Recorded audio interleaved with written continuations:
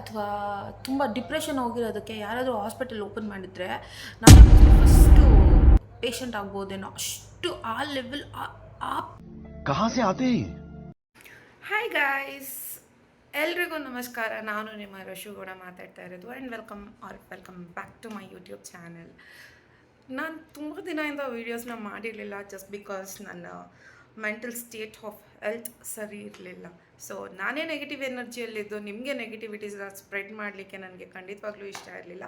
ಹಾಗಾಗಿ ನಾನು ಇಷ್ಟು ದಿನ ವೀಡಿಯೋಸ್ನ ಮಾಡಿಲ್ಲ.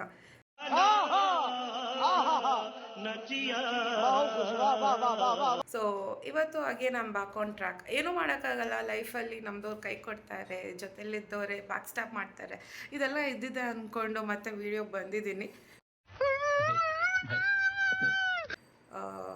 ನಾನಾಗಿರೋಕ್ಕೆ, ನಾನು ಒಬ್ಬಳೇ ಆಗಿರೋಕ್ಕೆ ಇಷ್ಟಪಡ್ತಾ ಇದ್ದೀನಿ ಈ ನಡುವೆ, ಅಷ್ಟೇ. ಅದಕ್ಕಿಂತ ಜಾಸ್ತಿ ಏನು ಹೇಳಲ್ಲ. ಸೊ ಈಗ ನಾನು ನನ್ನ ಫೇವ್ರೆಟ್ ಪ್ಲೇಸ್ಗೆ ಹೋಗ್ತಾ ಇದ್ದೀನಿ, ಬನ್ನಿ ನಿಮ್ಮನ್ನು ಕರ್ಕೊಂಡು ಹೋಗ್ತೀನಿ. ಇದು ನನ್ನ ಫೇವ್ರೆಟ್ ಪ್ಲೇಸ್. ನನಗೆ ತುಂಬ ಖುಷಿಯಾದಾಗ, ಬೇಜಾರಾದಾಗ, ಏನಾದರೂ ಕೂಡ ನಾನು ರಾಯರ ದೇವಸ್ಥಾನಕ್ಕೆ ಬರ್ತೀನಿ, ಏನೋ ಒಂಥರ ಶಾಂತಿ ಸಿಕ್ತಂಗೆ ಆಗುತ್ತೆ. ಸೊ ಇಲ್ಲಿಗೆ ಬಂದರೆ ನೆಮ್ಮದಿ ಇರುತ್ತೆ. ಆ್ಯಂಡ್ ನನ್ನ ದರ್ಶನ ಮುಗೀತು. ಸೊ ಹಾಗಾಗಿ ಪ್ರಸಾದ ತೊಗೊಂಡು ಹೊರಟೆ. ನನ್ನ ಟೈಮ್ ಚೆನ್ನಾಗಿರ್ಲಿಲ್ವೋ ಏನೋ, ಸಿಕ್ಕಾಪಟ್ಟೆ ಮಳೆ ಬರ್ತಾಯಿತ್ತಲ್ಲ ಅಂತ ಹಾಗೆ ಅಲ್ಲೇ ಇದ್ದಿದ್ದು ಒಂದು ನೇಲ್ ಸ್ಟುಡಿಯೋಗೆ ಹೋದೆ. ಫಾರ್ ದ ಫಸ್ಟ್ ಟೈಮ್ ನಾನು ಅಲ್ಲಿಗೆ ಹೋಗಿದ್ದು. ಯಾವಾಗಲೂ ನನ್ನ ಸ್ಟ್ರೀಟ್ ಸಲೂನ್ ಹೋಗೋದು. ಸ್ಟ್ರೀಟ್ ಸಲೂನ್ ನನ್ನ ಫೇವ್ರೆಟ್. ಸೊ ನಂದು ನೇಲ್ ಪೇಂಟ್ ಮುಗ್ದಿತ್ತು.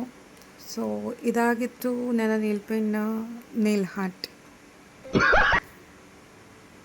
ಸೊ ಟೈಮ್ ಆಗಿತ್ತು. ಅಷ್ಟರಲ್ಲಿ ನನ್ನ ತಮ್ಮ ಕೂಡ ಬಂದಿದ್ದ ನನ್ನ ಪಿಕ್ ಮಾಡೋದಕ್ಕೆ ಅಂತ. ಮಳೆ ಹೋಗ್ತಾ ಇದ್ರಿಂದ ನಾವು ಡಿಸೈಡ್ ಮಾಡಿದ್ವಿ ಅಲ್ಲೇ ಎಲ್ಲಾದರೂ ಹೊರಗಡೆ ಹೋಗೋಣ ಅಂತ. ಹಾಗೆ ಹೊರಗಡೆ ಹೋಗಿ ಊಟ ಮಾಡ್ಕೊಬರೋಣ ಅಂತ. ಆದರೆ ಇವನು ಅವನಿಗೆ ಮ್ಯಾಗಿ ತಿನ್ನಬೇಕು ಅಂದಿದ್ದರಿಂದ ಅಲ್ಲೇ ಇದ್ದೊಂದು ಶಾಪಿಗೆ ಕರ್ಕೊಂಡು ಹೋದ. ಊಟ ಕೊಡಿಸ್ತೀನಿ ಅಂದ್ಬಿಟ್ಟು ಮ್ಯಾಗಿ ಕೊಡ್ಸೋಕೆ ಕರ್ಕೊಂಬಂದಿದ್ದಾನೆ. ಅದನ್ನಾದರೂ ಕೊಡಿಸ್ತಾ ಇದ್ದೀನಿ ತಾನೆ ಅಂತ ಗುರಾಯಿಸ್ತಾ ಇದ್ದ. ಸೊ ನಾನು ಒಂದು ಕಾಫಿ ಆರ್ಡರ್ ಮಾಡಿದೆ. Coffee is my favourite. ಅವರೆಲ್ಲ ಸ್ನ್ಯಾಕ್ಸ್ ಆರ್ಡರ್ ಮಾಡಿದ್ರು. ಹಾಗೆ ವಿನಯ್ ಕಾರ್ನ್ ಮ್ಯಾಗಿ ಆರ್ಡರ್ ಮಾಡ್ದ, ಇನ್ನೊಬ್ಬ ವಿನಯ್ ವೆಜಿಟೇಬಲ್ ಮ್ಯಾಗಿ ಆರ್ಡರ್ ಮಾಡ್ದ. ಸೊ ನಮ್ಮದು ಎಲ್ಲ ಆಯಿತು. ಅಲ್ಲಿಂದ ಹೊರಟ್ರಿ. ಮನೆಗೆ ಹೋಗೋಷ್ಟರಲ್ಲಿ ತುಂಬ ಲೇಟಾಗಿ ಹೋಗಿತ್ತು. ಲೈಕ್ ಒಂದು 12:30 ಆಗಿತ್ತು ಅಂತ ಅನ್ಕೋತೀನಿ. Hello guys, good morning.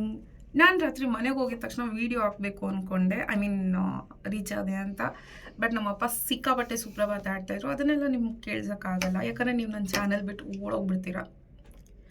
ಈಗಾದರೆ ನಾನು ಆಫೀಸಿಗೆ ಬಂದಿದ್ದೀನಿ, ಆಫೀಸಿಗೆ ರೀಚ್ ಆಗಿದ್ದೀನಿ. ಸ್ವಲ್ಪ ಕೆಲಸ ಇತ್ತು, ಸೊ ಕೆಲಸ ಮಾಡ್ಕೊತಾ ಇದ್ದೀನಿ. ನಂದು ತಿಂಡಿ ಆಯಿತು, ನಿಮ್ಮದೆಲ್ಲ ತಿಂಡಿ ಆಯಿತು ಅಂತ ಅಂದ್ಕೋತೀನಿ. ಈಗ ನಾನು ಆಲ್ರೆಡಿ ವರ್ಕ್ ಮಾಡೋದಕ್ಕೆ ಸ್ಟಾರ್ಟ್ ಮಾಡಿದ್ದೀನಿ. ಮತ್ತೆ ಸಿಗ್ತೀನಿ. ಟೈಮ್ 3 ಗಂಟೆ ಆಗಿತ್ತು. ಹಾಗಾಗಿ ನಾನು ಸೂಪ್ ಮತ್ತು ಅಕ್ಕಿ ರೊಟ್ಟಿ ತಿಂದೆ. ಊಟ ಮಾಡಿ ಕೆಲಸ ಮಾಡೋಕ್ಕೆ ಸ್ಟಾರ್ಟ್ ಮಾಡಿದೆ. ಮತ್ತು ಟೈಮ್ 6:30 ಆಯಿತು. ಸೊ ಹೊರಡೋ ಟೈಮ್ ಬಂತು. ಆಫೀಸಿಂದ ಹೊರಟೆ, ಆದರೆ ಸಿಕ್ಕಾಪಟ್ಟೆ ಮಳೆ. ಗಾಡಿ ಓಡ್ಸೋಕ್ಕೆ ಆಗಿಲ್ಲ. ಸಿಕ್ಕಾಪಟ್ಟೆ ಗಾಳಿ ಬೇರೆ ಇತ್ತು. ತುಂಬ ನೆನ್ಕೊಂಡು ಮನೆಗೆ ಬಂದೆ. ಮನೆ ರೀಚ್ ಆಗಿದ್ದೀನಿ. ನೋಡಿದ್ರಲ್ಲ ಎಷ್ಟು ಚೆನ್ನಾಗಿ ನೆನ್ಕೊಂಡು ನಮ್ಮ ಮನೆಗೆ ಬಂದಿದ್ದೆ ಅಂತ. ಆ್ಯಂಡ್ ಇವತ್ತು ಎಷ್ಟು ಸಿಡ್ಲು ಅಂದರೆ ಅಷ್ಟು ಸಿಡ್ಲು, ಸಿಕ್ಕಾಪಟ್ಟೆ ಜೋರು ಮಳೆ. ನನ್ನ ಗಾಡಿ ಓಡ್ಸೋಕ್ಕೆ ಆಗ್ತಾಯಿಲ್ಲ. ನಾನು ಗಾಡೀಲಿ ಸ್ಟ್ರೈಟಾಗಿ ಹೋಗ್ತಾಯಿದ್ದೆ. ನನ್ನ ಎಲ್ಲಿ ಲೆಫ್ಟು ರೈಟು ಎಲ್ಲ ಗಾಳಿ ಹಂಗೆ ಕರ್ಕೊಂಡು ಹೋಗ್ತಾಯಿದ್ದೆ. ನಾನಿರೋದಕ್ಕೆ ಅದು ಅಲ್ಲಾಡ್ದಿರಂಗೆ ಹೋಗಬೇಕು. ಆದರೆ ಹೆಂಗೆಂಗೋ ಆಗ್ತಾಯಿದೆ ನನ್ನ ಗಾಡಿ. ಫುಲ್ ಸಿಡ್ಲು ಬಡಿತಾ ಇದೆ. ಆ ಸಿಡ್ಲು ಸೌಂಡ್ ಕೂಡ ಡಿಫ್ರೆಂಟಾಗಿ ಬರ್ತಾಯಿದೆ ಇವತ್ತು. ಯೂಶಲಿ ಸಿಡ್ಲು ಬಂದ್ಬಿಟ್ಟು ಗಡ್ ಅಂತ ಇರಬೇಕಲ್ವ. ಇವತ್ತು ನೋಡಿದ್ರೆ ಯಾರನ್ನ ಬಂದು ಬಾಗಿಲು ಬಡಿಯಲ್ವ, ಡಬ್ ಆ ಥರ ಸೌಂಡು. ಎಷ್ಟು ಭಯ ಬಿದ್ದಿದ್ದೀನಿ ಅಂದರೆ ನನ್ನ ಮನೆಗೆ ಬರೋವರೆಗೂ ನಾನು ನನ್ನ ಆ್ಯಕ್ಟಿವಾ ಸೇಫಾಗಿರ್ತೀವಿ ಅನ್ನೋ ಒಂದು ಕ್ಲಾರಿಟಿನೇ ಇರಲಿಲ್ಲ ನನಗೆ. ಅಷ್ಟು ಜೋರು ಮಳೆ. ಆ ಜೋರು ಮಳೆಯಲ್ಲೂ ಗಾಡಿ ಓಡಿಸ್ಕೊ ಬಂದಿದ್ದೀನಿ ಅಂದರೆ ಗ್ರೇಟ್ ಅಲ್ವಾ ನಾನು ಎಷ್ಟು ಕಿಲೋಮೀಟರ್ ಟ್ರಾವೆಲ್ ಮಾಡ್ತೀನಿ ಗೊತ್ತಾ? One way 23 kilometre, one way 22 kilometre, ಅಷ್ಟು ದೂರ ಇರುತ್ತೆ ನಮ್ಮ ಆಫೀಸು. ಸೊ ನಾನು ಗಾಡಿ ಓಡಿಸ್ತಾ ನಮ್ಮ ಮಮ್ಮಿ ಕಾಲ್ ಮಾಡಿದ್ರು, ಇನ್ನು ಎಲ್ಲಿದ್ದೀಯಾ ಅಂತ. ನಾನು ನಮ್ಮ ಮಮ್ಮಿಗೆ ಹೇಳಿದೆ, ಮಮ್ಮಿ ನಂಗೆ ಸಿಕ್ಕಾಪಟ್ಟೆ ಕಷ್ಟ ಆಗ್ತಾಯಿದೆ, ನನಗೆ ಕೆಲ್ಸಕ್ಕೆ ಹೋಗೋಕ್ಕಾಗ್ತಾಯಿಲ್ಲ, ಕೆಲಸ ಬಿಟ್ಬಿಡೋಣ ಅಂದ್ಕೊಂಡಿದ್ದೀನಿ, ಅಷ್ಟು ಇರಿಟೇಟ್ ಆಗ್ತಾಯಿದೆ ನನಗೆ, ಅಷ್ಟು ದೂರ ಇದೆ ಆಫೀಸು, ಈ ಮಳೆಯಲ್ಲಿ ಈ ಗಾಳೀಲಿ ನಾನು ಯಾಕೆ ಈ ಥರ ಬರಬೇಕು ಅಂತ ನಾನು ಅವ್ರ ಹತ್ರ ಹೇಳ್ಕೊಂಡ್ರೆ, ಅವ್ರು ನನ್ನ ಕೇಳೋ ಕಠೋರವಾದಂಥ ಪ್ರಶ್ನೆ ಏನು ಗೊತ್ತಾ, ಮದುವೆ ಯಾವಾಗ? ನಿಮ್ಮ ಅಪ್ಪ ಅಮ್ಮ ನಿನ್ನದು ಏನು ಅಂತ ಹುಟ್ಟಿಸ್ಬಿಟ್ರು. ಆಮೇಲೆ ನೀನು ಯಾಕೆ ಮದುವೆ ಯಾವಾಗ ಅಂತ ಕೇಳ್ತಾ ಇದೀಯ ಅಂತಂದರೆ, ನೀನು ಮದುವೆ ಆಗ್ಬಿಟ್ಟು ಹೋದರೆ ಈ ಥರ ಹಿಂಸೆ ಎಲ್ಲ ಇರುತ್ತಾ ಅಂತ ಕೇಳ್ತಾರೆ. ಗ್ರೇಟ್ ಅಲ್ಲ ನಮ್ಮಮ್ಮ.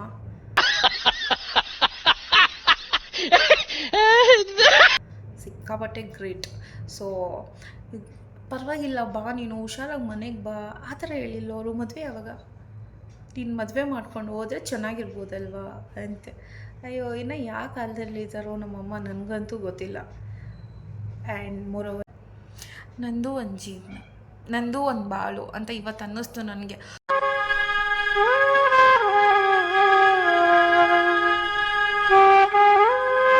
ಅಯ್ಯೋ, ನನ್ನ ಲೈಫಲ್ಲಿ ನೋಡಿರೋ ಸಿಕ್ಕಾಪಟ್ಟೆ ಇರಿಟೇಟಿಂಗ್ ಅಂದರೆ ಸಿಕ್ಕಾಪಟ್ಟೆ ಇರಿಟೇಟಿಂಗ್ ದಿನ ಇವತ್ತಾಗಿತ್ತು. ಅಕಸ್ಮಾತು ಡಿಸಾರ್ಟನ್ಗೆ ಅಥವಾ ತುಂಬ ಡಿಪ್ರೆಷನ್ ಹೋಗಿರೋದಕ್ಕೆ ಯಾರಾದರೂ ಹಾಸ್ಪಿಟಲ್ ಓಪನ್ ಮಾಡಿದರೆ ನಾನೇ ಮೋಸ್ಟ್ಲಿ ಫಸ್ಟು ಪೇಷಂಟ್ ಆಗ್ಬೋದೇನೋ. ಅಷ್ಟು ಆ ಲೆವೆಲ್, ಆ ಪೀಕಲ್ಲಿ ನಾನು ಫ್ರಸ್ಟ್ರೇಷನ್ ಆಗೋಗ್ಬಿಟ್ಟಿದ್ವಿ.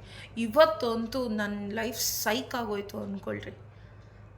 ಆ ಮಟ್ಟಕ್ಕೆ ನಮ್ಮಮ್ಮ ಏನೋ ಡ್ರೈವ್ ಮಾಡಬೇಕಾದ್ರೆ ಕಾಲ್ ಮಾಡಿದ್ರು, ಯೋಗಕ್ಷೇಮ ವಿಚಾರಿಸ್ತಾರೆ ಅಂತ ಅವ್ರ ಹತ್ರ ಕಷ್ಟ ಹೇಳ್ಕೊಂಡೆ. ನೋಡಿದ್ರೆ ಅವ್ರು ಕೇಳೋ ಕಠೋರವಾದ ಪ್ರಶ್ನೆ, ಮದುವೆ ಯಾವಾಗ?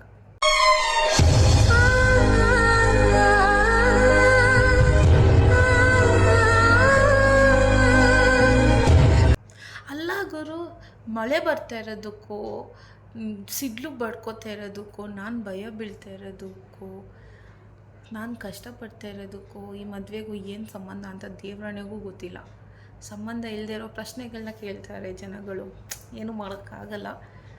ಆ್ಯಂಡ್ ಮೋರೋವರ್ ಅಷ್ಟೇ, ಏನೋ ನಿಮ್ಗಳ ಹತ್ರ ಹಂಚ್ಕೋಬೇಕು ಅನ್ನಿಸ್ತು, ಹಂಚ್ಕೊಂಡೆ. ಆ್ಯಂಡ್ ಮತ್ತೆಲ್ಲ ಆರಾಮಾಗಿದ್ದೀರಾ ಅಂತ ಅನ್ಕೋತೀನಿ. ಸೊ ಬೈ ದ ವೇ, ನಾನು ಜಾಸ್ತಿ ಸೊ ಅಷ್ಟೇ ಯೂಸ್ ಮಾಡ್ತಾಯಿದ್ದೀನಿ ಅಲ್ವಾ. ಈಗ ನಾನು ಈ ವಿಡಿಯೋದಲ್ಲಿ ಸೊ ಅನ್ನೋದನ್ನ ತುಂಬ ಕಂಟ್ರೋಲ್ ಮಾಡ್ಕೊಂಡಿದ್ದೀನಿ. ಬೇಕಾದ್ರೆ ನೀವು ಅಬ್ಸರ್ವ್ ಮಾಡ್ಬೋದು. ಲಾಸ್ಟ್ ವಿಡಿಯೋದಲ್ಲಿ ಮೋರ್ ದೆನ್ 62 ಸೋಸ್ ಇತ್ತು. ಆ್ಯಂಡ್ ನನ್ನ ಫ್ರೆಂಡ್ ಅದರಲ್ಲಿ ಅಸೈನ್ಮೆಂಟ್ ಕೊಟ್ಟಿದ್ದ ನನಗೆ, ಎಷ್ಟಿದೆ ಚೆಕ್ ಮಾಡು, ನಿನಗೇನಾದ್ರು ಗಿಫ್ಟ್ ಕೊಡ್ತೀನಿ ಅಂತ. ಬಟ್ ಆ 60 ಕೂಡ ರಾಂಗ್ ಅಂತ ಹೇಳಿದ್ದ. ನನಗೆ ಗೊತ್ತಿಲ್ಲ ನಾನು ಎಷ್ಟು ಸಲ ಸೋ ಅಂತ ಯೂಸ್ ಮಾಡ್ತಾಯಿದ್ದೀನಿ ಅಂತ. ಏನು ಮಾಡೋಕ್ಕಾಗಲ್ಲ, ಅದು ಸ್ಟಾರ್ಟಿಂಗ್ ಟ್ರಬಲ್ ಆಬ್ವಿಯಸ್ಲಿ ಬಂದುಬಿಡುತ್ತೆ. ಮಾತೇ ಇಲ್ಲ. ಇದಾಗಿತ್ತು ನನ್ನ ಈ ದಿನದ ಕಥೆಯೆಲ್ಲ, ವ್ಯಥೆಯೆಲ್ಲ ವ್ಲಾಗ್. ಸೊ ಟೇಕ್ ಕೇರ್, ಆರಾಮಾಗಿರಿ. Thank you so much for watching. ಅಕಸ್ಮಾತ್ ಯಾರಾದರೂ ಸಬ್ಸ್ಕ್ರೈಬ್ ಮಾಡ್ಕೊಂಡಿಲ್ಲ ಅಂದರೆ ಮುಂದೆ ಮಾಡ್ಕೊಳ್ಳಿ ಸಬ್ಸ್ಕ್ರೈಬ್ನ, ಅಷ್ಟೇ.